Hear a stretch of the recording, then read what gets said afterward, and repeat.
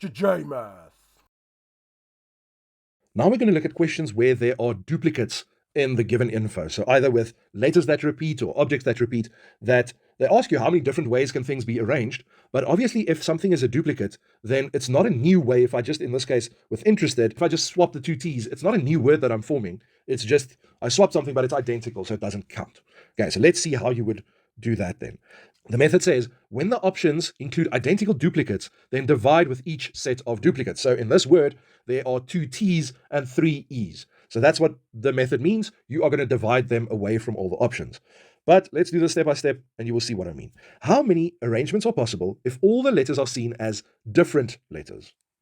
So if I'm counting correctly, I count 10 letters there. So if everything is different letters, then the answer is just 10 factorial. So remember, we're going with that setup again where this is a Scrabble board and you can't have 10 I's or 10 D's or whatever. You can only use and shuffle what you see in front of you. That's why they call it arrangements. You need to take what you have and just rearrange them. You can't add extra letters from the pack.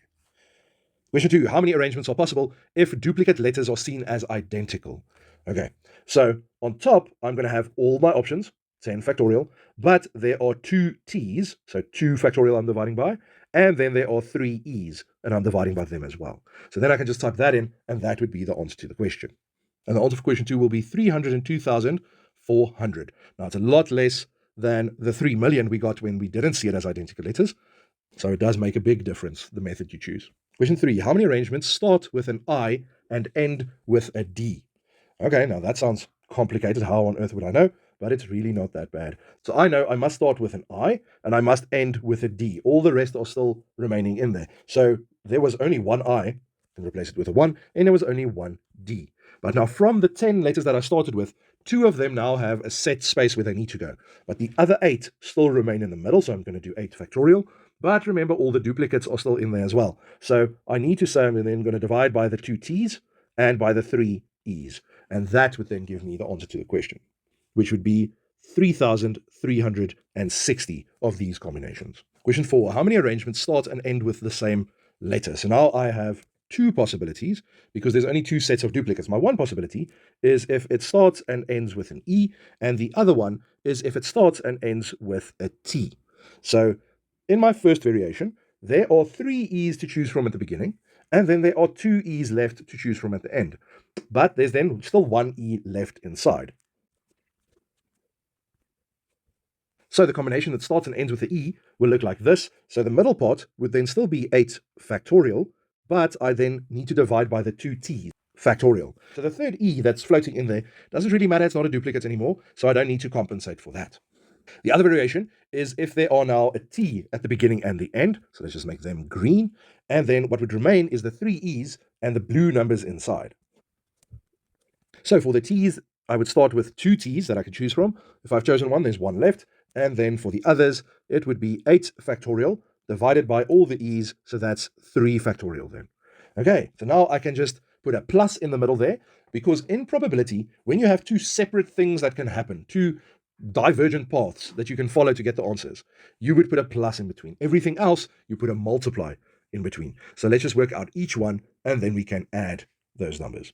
So the answer for the variation where I start and end with the E is 60,482, and the one where I start and end with a T, 6,722. If I add them, the possibilities of this specific case happening would then be 67204.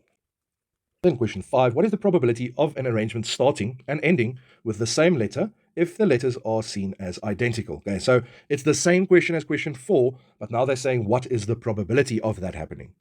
And they're telling me it's in the case where everything is identical.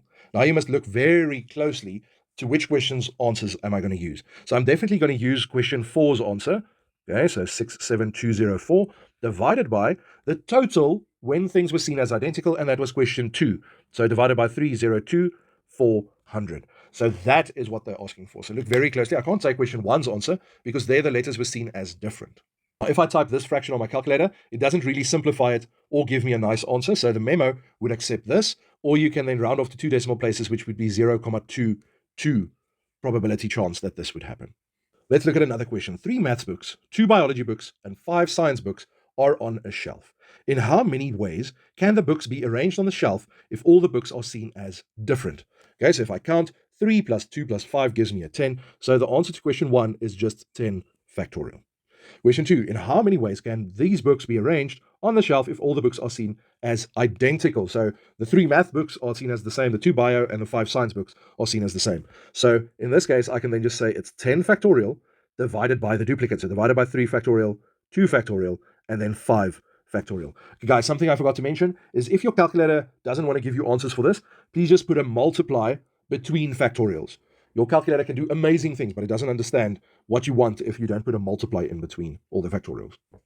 So by just changing one word where they're seen as different to where they're seen as identical, it is a mere fraction of the total possibilities now. Question 3, what is the probability that an arrangement has a book of the same subject at each end? And this is the case where it's seen as identical. So just like the previous question where we did the E's and the T's at the end each time, now it's just with the books. So we're going to follow the same setup. But now I have 3 different variations because there are 3 sets of duplicates. Let's see how we would write that out.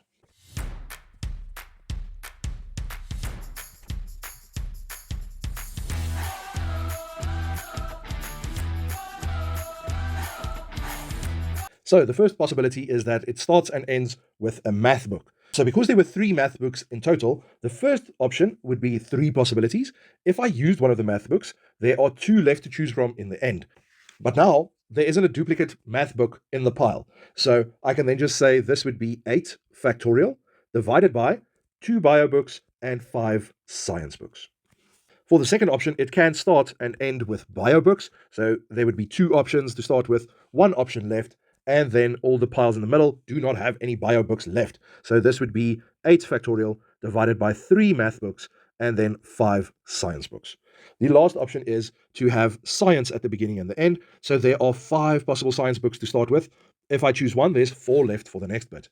Now I have 3 sets of duplicates in the middle. So that would be 8 factorial divided by 3 math, 2 bio, and then 3 science. I can now just work out each one and add them together. And if I add all of those, it gives me 1680. But remember, they said probability, and it's for the identical case. So I now need to divide by 2520, and then I can just see if that can simplify, and that would then be my final answer. And that's actually a very nice fraction because that would simplify to 2 over 3, and that's then what I'm going to say as the probability of starting and ending with the same book. Now, question 4 is one I put in specifically into this paper because that was one of the most frustrating questions they have put in a final exam. Can't remember which year, but they asked this exact question. It was just a different amount of books. But it comes down to what is the probability that these books are arranged according to their size? So, meaning from smallest to biggest. If all books are different sizes. So smallest to biggest or biggest to smallest, I must now work that out. Now, for me personally, to embarrass myself a little bit, I spent 5 or 10 minutes on this question when trying to figure it out with a student next to me asking me, how on earth must I know this? Okay, guys, there's only one way to arrange things from smallest to biggest, and there's only one way to arrange things from biggest to smallest. So the answer was just 2 over, and everything is different. So 3, 6, 2, 8, 800. There's only one way to arrange things from one side and one way from the other side. So the answer was just 2.